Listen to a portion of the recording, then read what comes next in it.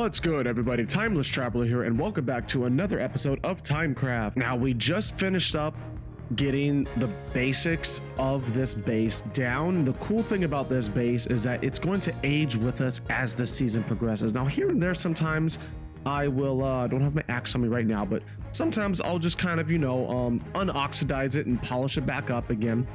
I might just let it age completely as time goes on. Just I want to see how long it'll take for that to happen, though.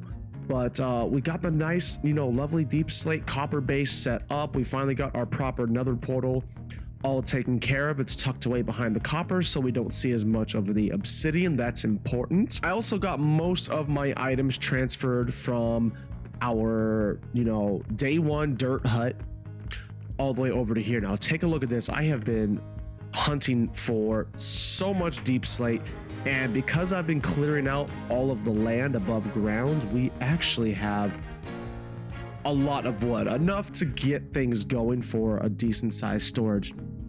But I found a copper vein as well off camera, so that's given me access to a lot more copper. Almost ran out putting this together, so I spent a lot of time mining. It's been a few days, and we now have a lot more copper at our disposal. But today's episode is about securing economical strength on the server and establishing ourselves a very, very important element to the market. We are going to be providing all sorts of things to the server. Just with one farm alone, I'm going to be able to offer enchanted books. I'll be able to offer diamond tools and armor. I'll be able to offer a variety of decorative blocks. I will be able to offer golden carrots. I'll be able to offer emeralds.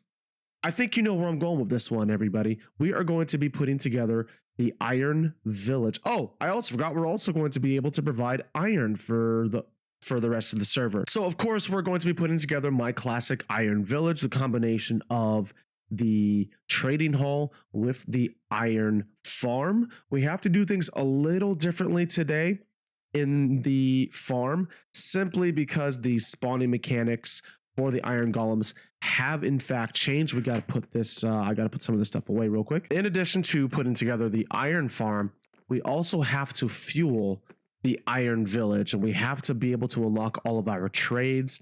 Because I don't have my sugarcane farm, the 0-tick one, because that's been patched, we're also going to be putting together a updated version of the emerald farm, so we can be producing lots of emeralds to trade with the villagers, unlock all of their trades, and start to amass economical dominance on the server. And I guess we're going to have to start getting our fuel for the iron village first by creating large quantities of emeralds, which means I have to go to the pillager outpost. So we're pretty much just digging a nice tunnel all the way over there, somewhere in between a pillager outpost and a village. Well, the good news is the tunnel is pretty much complete. The pathway to the new nether portal and the pillager outpost is complete.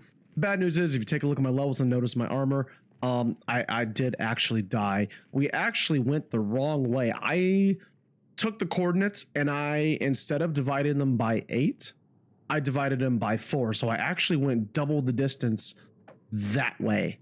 And then I was mining things out, placing a pathway down like right here. And then wouldn't you know, I fell to my death. I was able to recover some of my stuff. Pretty much none of the resources needed to build the farm remained, but at least I got to keep my my nice pickaxes. Hindsight being 2020, I probably should have went a little higher up on the Y coordinates when digging out this tunnel, because I've been falling off, getting shot at, getting hit by ghasts. All entire time. It's a dangerous job. Haha, there it is. Now all we have to do is, of course, we have to go back to base, and we have got to secure the spawning locations, set up the farm, and get things going. I'm not going to do a time lapse. This is going to be a very, very small build. It's just going to take a lot of time. So I will see you when this is all completed. And there we are. After many, many hours, we finally have the emerald farm put in. We've been AFK in here for quite some time. We have a bunch of storage for all sorts of random bits. We actually have it all sorted out, all the important stuff. As you can see, we've got everything lined up here. And then after that, it goes into our totems, our iron armor, which I've actually been smelting down because I just learned crossbows can be used as fuel. We have plenty of crossbows. I've also been using the banners as fuel. So before I expanded this storage, I was actually smelting all that down. We have a decent amount of nuggets. This is like, it's like 10 chests. At least 10 chests full of iron gear. We're going to AFK here for a little bit longer. I also managed to get looting 3 from one of these books. So I went all the way back to base, slapped it on here. So now I'm actually at maximum rate levels, and we have a little bit of protection here in case the lightning strikes. Lightning does strike here in the savannah. It doesn't rain, it doesn't snow, so we don't have to worry about that affecting the leaves of the farm. We got these 2 bad boys right here in case lightning tries to strike. That way our farm is safe. But I'm gonna AFK here just a little bit longer. We're gonna go ahead and turn this on. There we go. Already got bad omen, and then we're gonna come all the way up here. It's gonna get a little loud. Let me turn down this volume. And after a little bit more of AFK and gathering up some more of these resources for the shop, we're gonna either set up shop or we're going to set up the iron village. One of those two, but I will see you in just a moment. Now we have a nice plot of land right up here. This is the perfect spot to put in our iron village. Now there's a few changes that have to be made as to how we design this, right? Because if you don't know, the way iron golems now spawn is that they will spawn on the highest block above those beds. Okay, so in the previous design, I don't know if I'll pull up a picture here or anything when I'm editing, but in the previous designs, we would do like double layers, and then you would have a spawning platforms right above all that stuff. You'd have the beds in the middle, and because the beds are in the middle, it kind of renders the bottom layer completely obsolete, null and void. We're just going to do one platform, and it's actually a lot easier now. So what we'll do is I think we're going to actually have the trading hall part of this. It's going to be here at this level. Maybe we'll dig in by a block or 2, but I want to flatten out this area just a little bit more first. Much better. Now that we have ourselves the general space, now we got to start putting in the building itself. Now, I really have no idea what I'm doing this time. We're not doing any plan of any sorts. The challenge this season, just like when we did the starter base all the way over here, I didn't do any sort of pre-build or anything like that. I'm just kind of taking what I know and just winging it, okay? Now, what we do know is that the top platform above the beds is where the iron golems spawn. There are all sorts of designs where you can literally just carve out the dirt, put the beds underneath, put the villagers somewhere down there, and then they'll spawn all up on the top layer and go into the water. We're basically doing something like that. Except what I want to do is we're going to have, of course, the trading hall. The problem with my previous designs is that, so say we have a giant square right here, right? The villagers were always on the outside of that square, so we would always have to be on the perimeter of the square on the very outside, okay? This plan, this design, we're going to be on the inside of the square, just like this. So when we step into the trading hall, we'll have villagers here, villagers here, villagers here, all along the inside, so we can free roam all the way around like this instead of having to go around the perimeter, very boring like. But the center is, I want to have like a nice display, because obviously the golems are going to spawn above us while I'm trading with the villagers, leveling up, getting books and all that stuff, building my empire, basically. I want to have a display, so then the villagers or the iron golems are going to spawn in. They're going to drop down into this little chamber. It's going to be sealed off from the inside, of course. They're only going to be able to access from the top. They're going to slide in, down they go. The cats as well. The cats will die with the fireplace. The golems are just going to burn to death, and we'll get to see it happen from the inside. So that'll look pretty cool, I think. So let's get a general shape cut out first. and then we'll try to figure out where to go from there. Had to do a little bit more terraforming, of course, but I think this is going to work. This is actually a 31 by 31, and we're going to house, I think I mentioned this, 80 villagers, right? So what we're going to have here is we're going to have that's our corner piece. The inside is actually going to start right here. We're going to have our walls, decorative walls, a bit of that, and then like 10 villagers, a little bit more decorative wall, 10 more villagers, decorative wall, and it's going to repeat on all four sides. The reason why we have that decorative wall in the center is I had to come up with a clever way to go in and out of the farm since everything's on the inside this time. So we'll have like a little entrance right here, but we have our centerpiece right there. So we're going to be, this is the inside. We're going to put the floor here.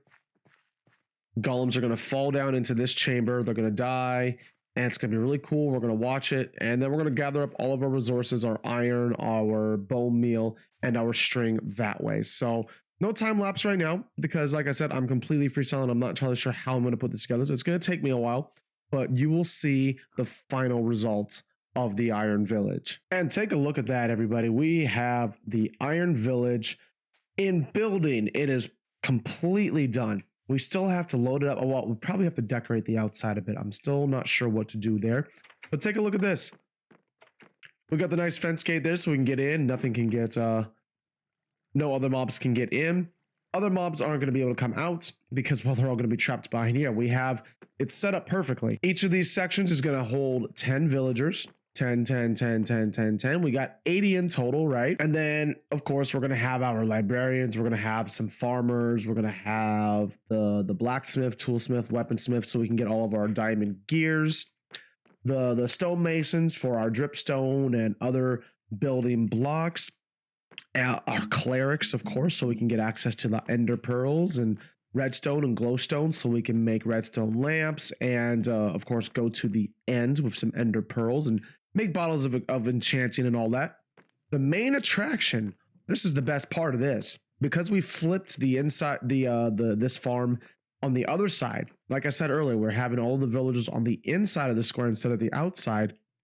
While we're trading, well, while I'm trading with them, I won't be able to see it, but the villagers will be able to watch their protectors just fall into here and, you know, just get hit with the lava.